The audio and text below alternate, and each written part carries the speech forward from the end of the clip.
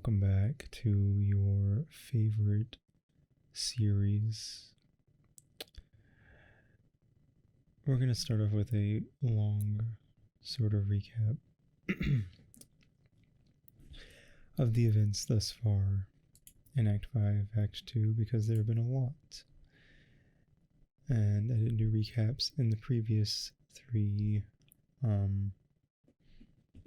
the previous two, I guess, because originally this was all going to be one super long video, but it would have been so long that I decided it wasn't worth making one super long video, so recap time, and then we'll move forward for this episode. So, we began Act 5, Act 2 with Carcat watching all of John's life, and of course, Carcat and John having their first conversation where Carcat accidentally admits to hate loving John. Let's see. John landed on the land of wind and shade, where Vriska tried to put him to sleep. Dream John met up with Dad and Rose's mom before being woken up because of Vriska. Jade does some shit after completing her descent into her island. Rose and Kanaya sort of had their thing, and we got to kind of see everything about that from Kanaya's perspective. John blasts off in search for Nana Sprite. Dave starts his little stock exchange thing in Lohac, aka the land of heat and clockwork, which is his land. Yada yada. Dave fell asleep and had to get saved by Dave Sprite. Vriska developed a crush on Nicolas Cage. Radia tells Rose not to go to the Green Sun. Gamzee talks to Dave, and Dave sends him Miracles by ICP, which pisses Gamzee off. Dave talks to Equius. Jack grabs Bro's katana from the beat mesa and flies off. Jack and Bro get ready for their duel when Dave Sprite shows up. Jade receives her Crookside artifact, and after a series of events manages to shoot it thanks to Beck, and Beck getting prototyped Beck stopped the giant ass meteor from hitting Jade while she was trying to get in by blowing it up and causing it to blow up into a bunch of small pieces. And then we saw that Bro and Dave Sprite both got killed by Jack. We saw how Wayward Vagabond, WV, and John first met way back for WV, but in current time with John. It's Homestuck.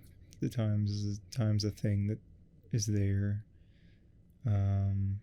Also, John's planet was on Greenfire.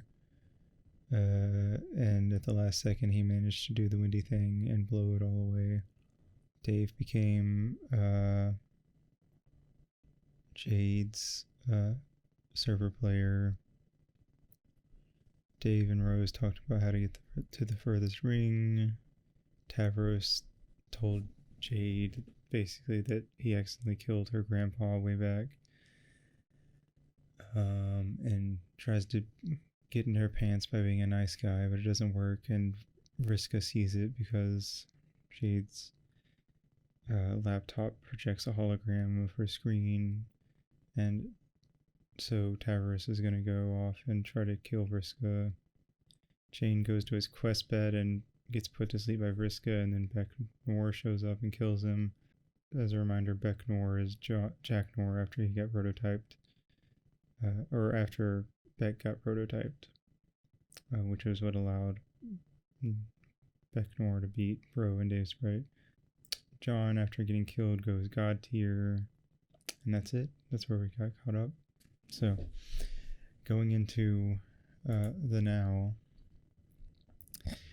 We see two Daves, one sleeping on a quest bed and the other standing over said sleeping Dave, wielding his sword. But instead of killing the sleeping Dave, the waking Dave pesters Terezi. And we learn that basically what happened was that Terezi had Dave flip a coin at some point. One Dave, on one result, that Dave would come here and sleep on the quest bed, and the other Dave would eventually come here to kill said sleeping Dave. But the waking Dave ends up deciding that he's not down to kill sleeping Dave. And the reason for all that was because basically the way Terezi set it up was that by flipping the coin, there were only two possible outcomes that those two Daves could go down, which made everything a bit simpler.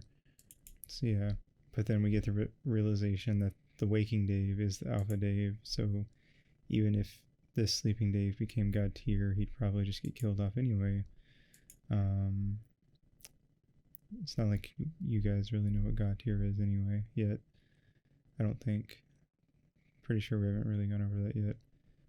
And then we also learned that only one of the trolls went god tier because you need your dream self to god tier, and if the one troll, who I will not name yet, god tiered beforehand, but there was a point where did I say?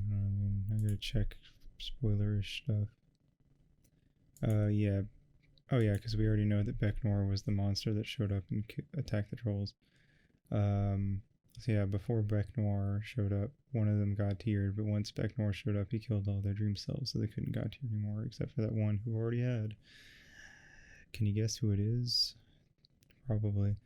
So that's basically it. And then at the end of all that, Terezi says that in reality, luck doesn't actually matter. And then we cut to Vriska, a bleeding, bloodied Vriska in the past, after getting the shit kicked out of her by a Roddy bot. Tavros is also there, and the guy in his head is telling Hart's boxcar, I believe, is telling Tavros to kiss her because I don't know if we've gone over it yet, but kissing somebody when they die will cause them to be revived as their dream self. Vriska mind controls Tavros so that Tavros grabs himself by the throat to stop him, and then forces him to start writing out a message. And says that she's not dead yet, and she has one more thing that she's in to do before she does die. And so Tavros flies Vriska to her quest bed and puts her on it, and still mind controlling Tavros to write messages with his hand, asks him to kill her so that she can be put out of her misery and not bleed to death slowly. Snowman, aka the Black Queen, Hamana, talks to Vriska in her mind and is like, why don't you just force Tavros to kill you quickly? But Vriska insists that it's his decision and that he needs to be the one to do it. And she's begging him to hurry up because, she's slowly bleeding to death. And then she starts forcing him to scrawl, kill me over and over because he won't do it. She's making him scroll so hard that now his fingers are bleeding, and there's this weird mix of his brown blood and her blue blood. And then Tavros can't do it, and he flies away crying because he's a little bitch. But then, hey, Vriska god tiers. So there it is. Vriska was the only troll that got to god tier. And then we cut the Snowman, who disappears. Oof. Only a moment on screen, and I'm already excited. Then we cut back to WV, who thinks that John's dead. He hits the escape button, but the door is jammed, so he can't leave it because the place is out of power. And then we remember that one time that WV ate a nuclear glowing rock. Then we cut to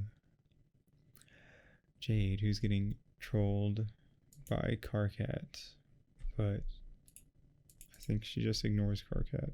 She just talked to Dave a little bit, and she just kind of makes a really shitty PNG Christmas artifacts. I think this bit only really happened because this update came out at Christmas, so it was sort of just like a little fun aside.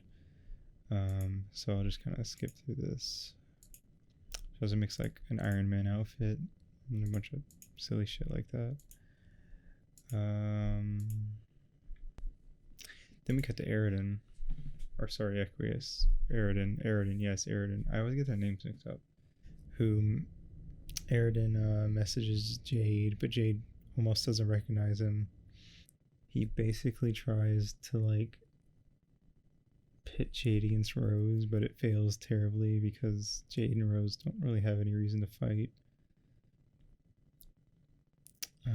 Jade manages to pick up pretty quickly that Aridin has Aridin has a hate thing for Rose, and then he sort of goes off on his typical incel rants, and he's talking about how he's a super cool wizard guy who's totally gonna use real awesome magic. And then he sends her a code for a weapon, which is his gun.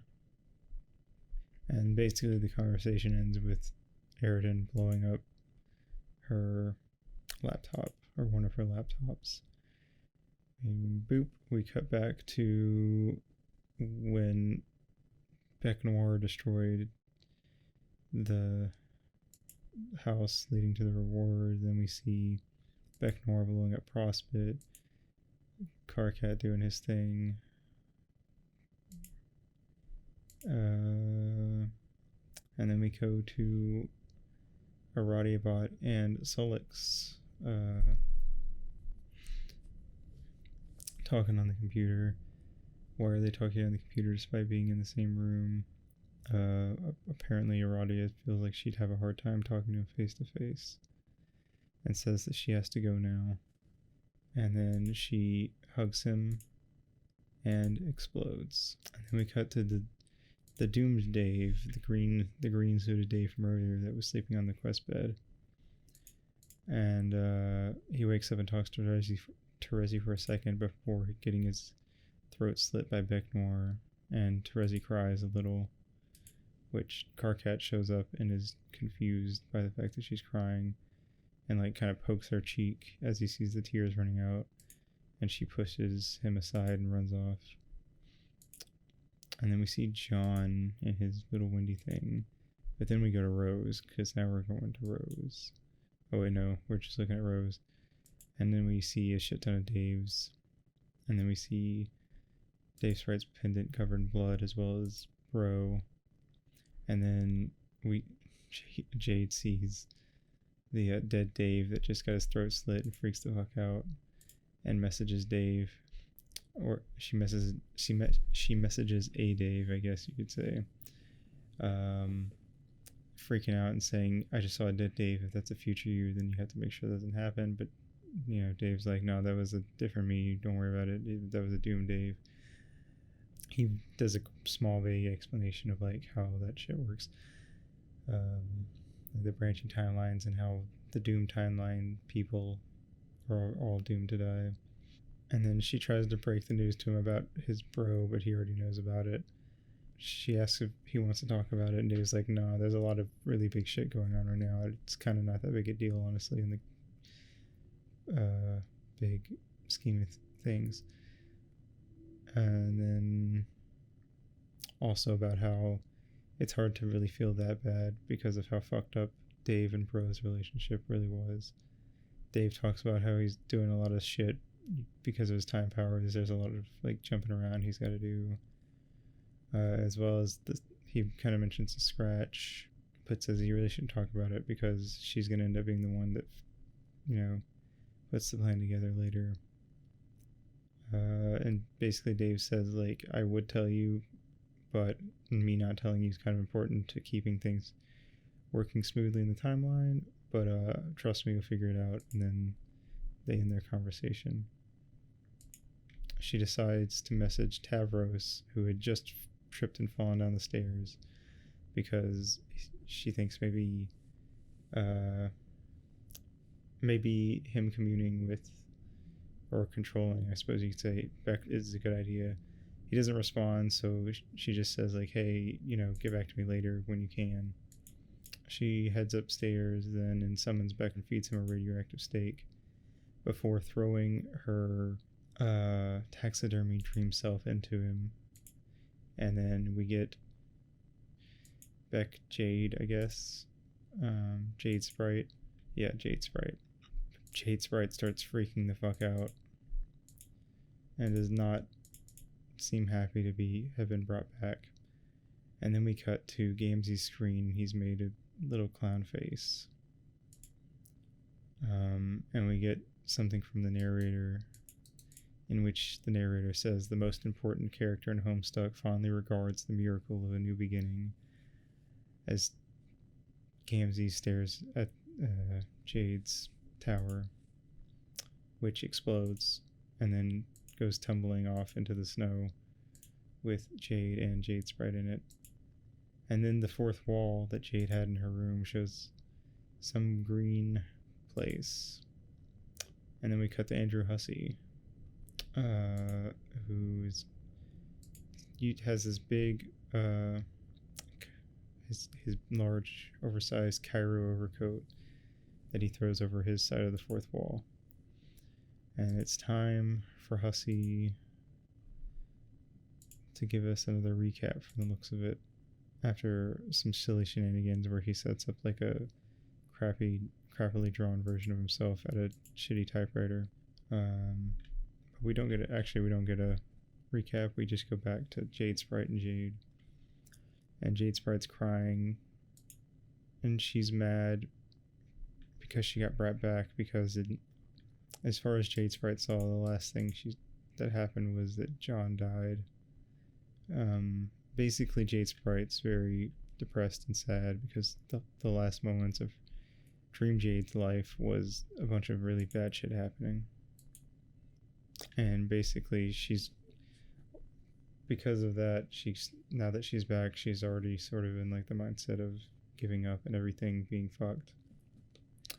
Jade tries to like talk her some sense into Jade Sprite, but Jade Sprite insists that she's gonna leave, and yada yada, and laments the nice life that everyone had before, the game really started and Jack started fucking shit up. And Jade tries to talk some sense into her, because obviously actual Jade remembers it too, but Jade's actually grown a spine. And it's a sort of weird meta thing where it's like early on Jade, who was a real like almost came off like a sort of Mary Sue type, just very happy-go-lucky, yada yada, versus Jade, who's actually had time to like grow as a character now that she's getting screen time. But yeah, she needs, basically her plan was to throw Dream Jade in and get her to help out in defeating Beck Noir, but now Jade Sprite doesn't want to help out at all, and she's terrified of the idea of doing so. And no matter what she does, she can't really talk any sense into her. Jade Sprite just keeps crying and screaming and throwing a hissy fit, and it just pisses Jade off. After a certain point, she starts just like shaking her and slapping her, but nothing Jade does will get her to shut the fuck up and just calm down. And then bam, Carcat's back, trolling Jade once again. For once, Jade is actually happy to hear from Carcat. Carcat seems like he's being weird, but then he reveals that he seems like he's being like off, like kind of putting her off and being a dick, but apparently he's actually just trying to be nice. Carcat talks about how this reminds him of when way back past Karkat and future Karkat were fighting in front of Jade, and how there isn't so much of a difference now after all. And then for some reason Karkat has this weird fucking mental image of Jade Sprite and Jade just making out. I'm not sure why. Karkat's a weird boy, and also he's a troll, so he has a weird view on romance. Karkat apologizes for being a dick. Then it's time for Karkat to go into the big plan.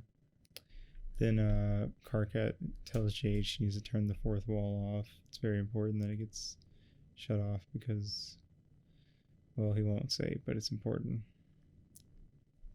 And then we see that Karkat is sort of like a go-between between present Jade and future Jade, and that they've got a big plan for the future involving, you know, the Scratch and the Green Sun and all that jazz. And then Jade turns off the fourth wall, and then we zoom out to WV, who has built a fort from the wall panels in his bunker because he's trapped in there. But then he sends out his little Serenity. Serenity slips out to go alert the others that WV is trapped. And then we see the lotus is going to bloom in 4 hours, 13 minutes. And then far in the past, Keeper guy is standing there, the White King, holding Complacency of the Learned, which is Rose's book. Yada yada. PM's having a hard time adjusting to being the new queen. WV is staring at his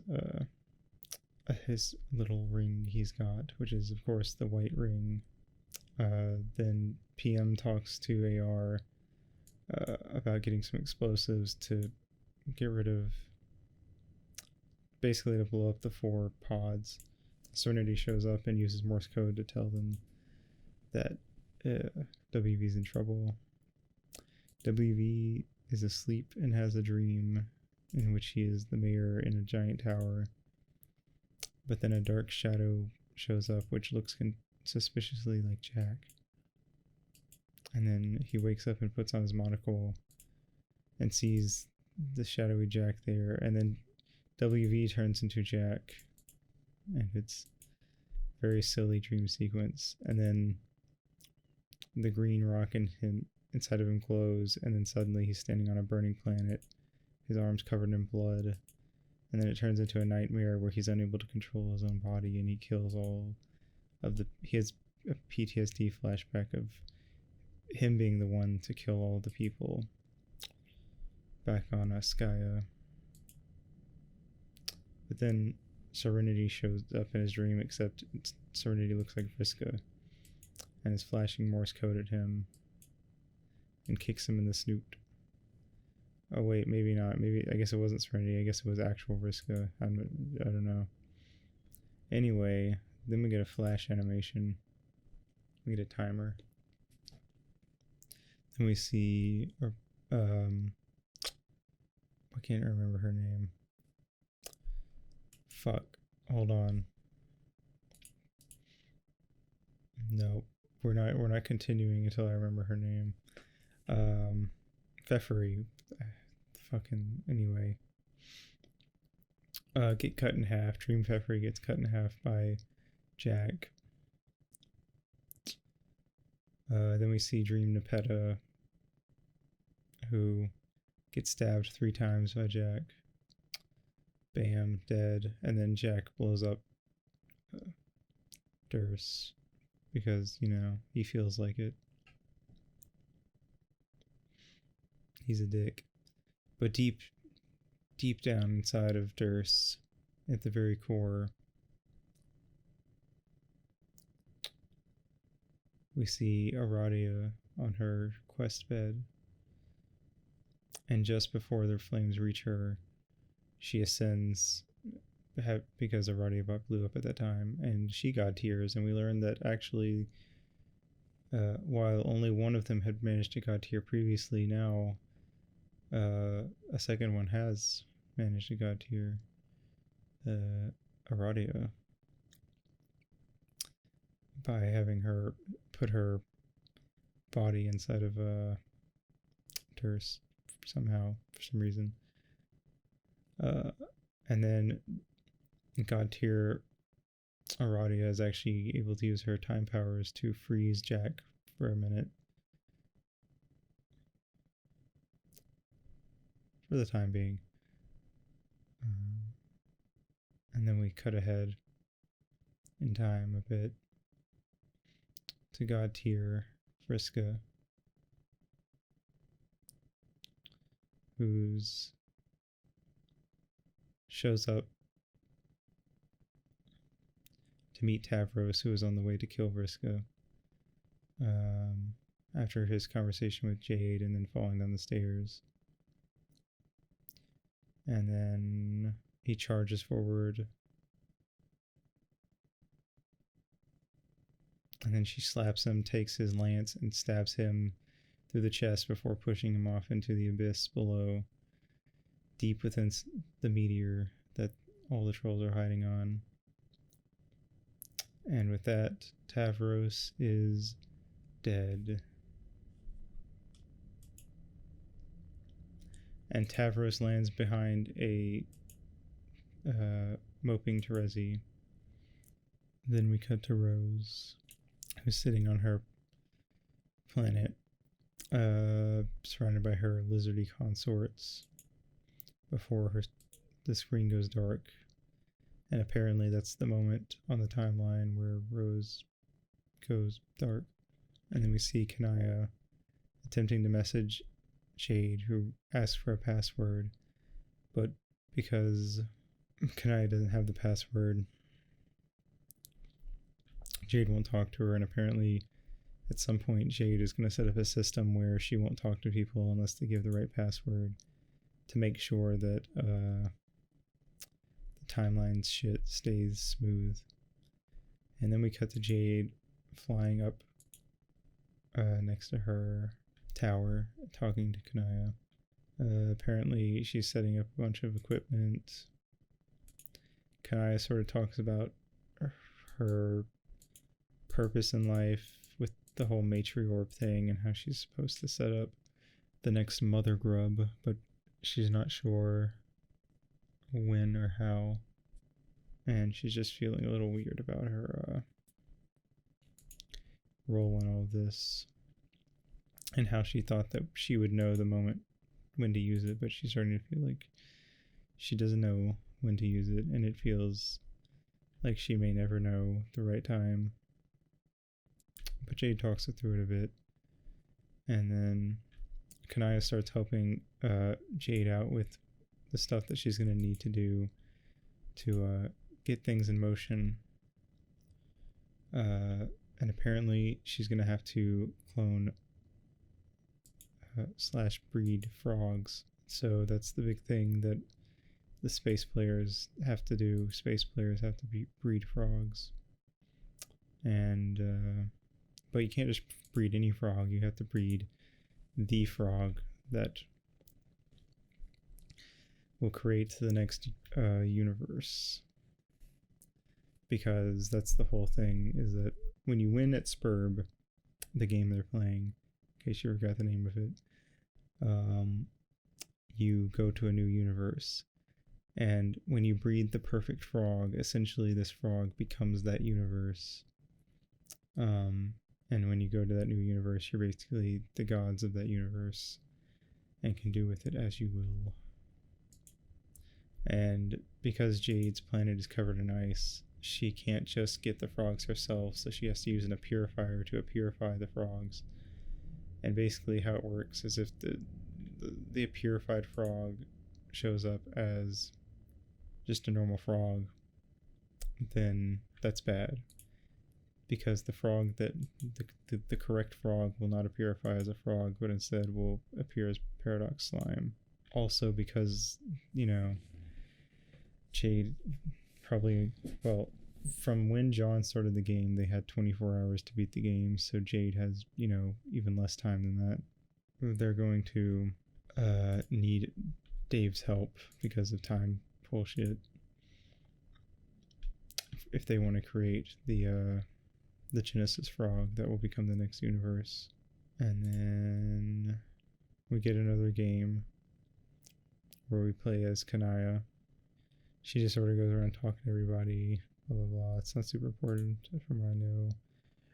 Except the big important thing is that at the very end, Solix and Fefri are cuddling on the horn pile that Gamzee has set up. And if you remember at one point that Eridan and Fefri were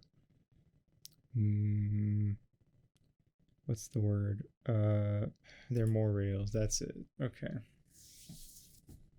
So at one point, Fefri and Eridan were more rails, and Eridan wanted to be more than that. He wanted to be mate sprits, but Fefri broke it off entirely because she doesn't want to have anything to do with Eridan really, because he's a whiny little incel bitch. So anyway, Eridan's mad at Solix because Solix is getting some from the girl that Eridan wanted to get with, which, to be fair, Eridan wants to get with literally anyone.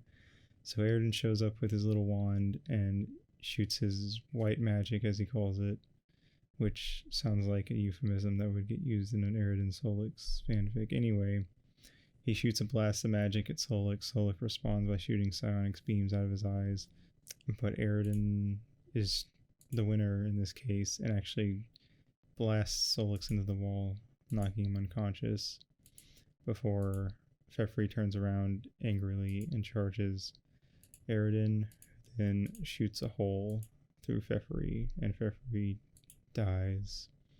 Kanaya shows up, freaks out, pulls out her chainsaw, but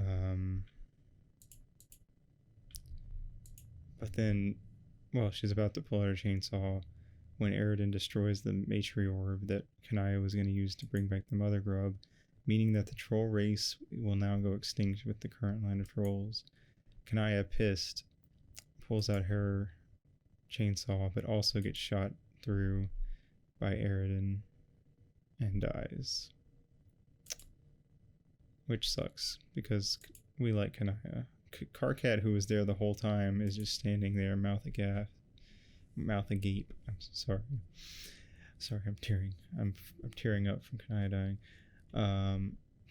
Karkat starts freaking out because Kanaya was one of the only ones he was actually good friends with. He's freaking the fuck out. Thankfully, Solix isn't dead, so he's not freaking out about that. Fefri is dead. He's also not really freaking out about that because he wasn't super close with her. And then he notices that somebody was contacting Kanaya, and it takes him a second before he realizes that he has to highlight the text because it's white. And we see that it was Doc Scratch who is specifically talking to Karkat, despite it being Kanaya's computer, and Doc Scratch tells Karkat not to turn his back on the body. Karkat doesn't know what the fuck he's talking about, and he slowly turns around. All the bodies are still in place, but now he's starting to freak out. And then he sees that Gamzee is messaging him on his computer, and it just says honk. Honk. And then Gamzee starts saying some weird shit. Karkat's trying to piece through it. At first, Karkat thinks that Gamzee's just being weird because it's Gamzee. But not only has Gamzee's typing quirk changed, I'll put Gamzee's old typing quirk on the left and then his new typing quirk on the right. And anyway, he starts going on about some dark carnival and how he's going to kill everybody. And now we have 2 psycho murderers on the loose. And then Karkat starts writing a memo telling everyone that they need to stay away from Gamzee and Eridan because they've gone crazy. Past Gamzee shows up on the memo and is like, man, what is going on? I am so confused, because he used to be a stupid fucking idiot. And then other people show up and are like, what, Gamzee killing everyone? That's the stupidest thing I've ever heard. At one point, past Eridan shows up and Karkat starts going off on him for killing everyone, even though past Eridan hasn't done anything yet. And then future Gamzee shows up on the memo and starts saying creepy shit. And then Carcat closes the memo. And then we cut to Terezi, who is standing over the recently discovered dead body of Tavros, who was killed not by Gamzee or Aridin, but by Vriska. There's a lot of murder going on. It's almost like we're killing off all the less interesting trolls. Except Kanaya. We stand Kanaya. Terezi's a little upset by Tavros, but not enough to cry. She didn't like Tavros that much, but she's still a little bummed about it. So then she goes into detective mode, because if you remember, she used to like playing as as basically a lawyer. She's essentially the Phoenix Wright of the group. So she starts sniffing around for clues, and she sniffs Vriska one way, Aridin the other, and then she hears some honking going on, but she ignores the honking because she assumes Gamzee's just being silly and up to some wacky clown shenanigans. So she draws a chalk outline around Tavros' body and then starts dusting for prints. Of course, she's not actually dusting for prints, she's just being silly and playing around with her little scale mates, I believe they're called. So then she goes to try to kiss Tavros to wake him up and does so. And we also cut to Carcat kissing Kanaya to try to revive her. However, we see that Kanaya and Tavros's dream selves are both dead, so it does nothing. Then we cut to Rufio, Tavros's imaginary friend. But as we cut to Rufio has just been slain by his nemesis Captain Hook, while his newfound father figure and man Skylark watches on in horror. And then we cut to Andrew Hussey in place of Peter Pan, crying out in agony and trying to, doing the whole spiel of, you can't die on me, it's too soon. And then Andrew kisses Rufio to try to revive him, but nothing happens, of course. And we cut to John, who for some reason can see this in the clouds, but he can't tell what's going on. And then John finds his dad's wallet, and he opens the wallet and finds a note inside that reads, "Son, if you are reading this, it means you have inherited my wallet. You have truly become an adult man, wield it with responsibility and integrity. I am so, so proud of you." And John gets a little sad and overwhelmed about finding his dad's wallet, and then checks the contents of the wallet. There's a lot of fucking shaving cream in here, and WV goes crazy with this and starts drinking it, and apparently he likes it. John ejects all the things from his dad's wallet. You can pause to look at what was in there on screen now. There's a Harry Anderson laptop, which he keeps, and there's also a car. So John gets in the car and uses his windy magic to make the car fly. And that's where we will stop for now, I guess. A lot of shit happened, so I think that's a good stopping point. So let's see, to wrap up, Dave didn't go God tier and decided not to kill his doomed alternate self. Jade prototyped her own dream self with her dog, which created an interesting moment.